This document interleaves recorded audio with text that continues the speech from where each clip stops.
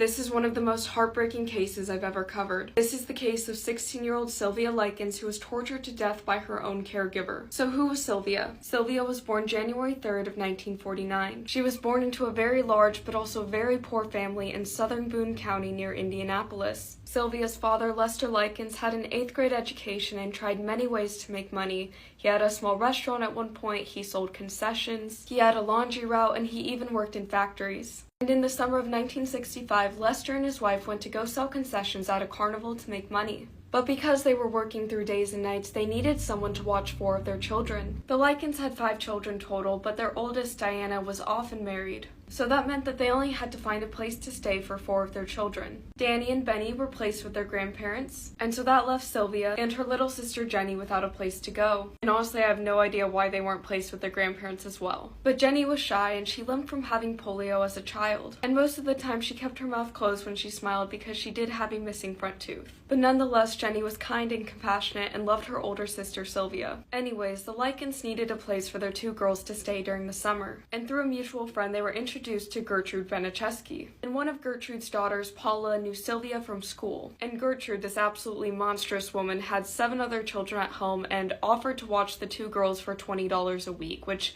back then, that was a lot of money. And Sylvia and Jenny were stuck with Gertrude from July of 1965 to October of 1965. And also, for some reason, Gertrude's 17-year-old daughter, Paula, really did not like Sylvia. So Gertrude started abusing the girls from the very beginning. Gertrude was very weak, she was underweight, and she had asthma, but she had her ways of brutal torture. She primarily used a wooden paddle and a leather belt. And the things that she reprimanded Jenny and Sylvia for were absolutely ridiculous. For instance, the 2 girls exchanging soft drink cans at the grocery store for a couple cents. Or one time she accused Sylvia of stealing from her with 0 evidence and burned her fingers as a result. And sometimes this monster was feeling too weak to punish the girls, so she'd have her children help, especially Paula. And then they also started to get the neighborhood kids involved in torturing Sylvia for fun. They would do things like kick her, punch her, hurl her against the walls. They burned cigarettes into her skin. And one time she even had Sylvia undress and insert a Coke bottle inside of her with all of the children watching. We will continue this in the next video.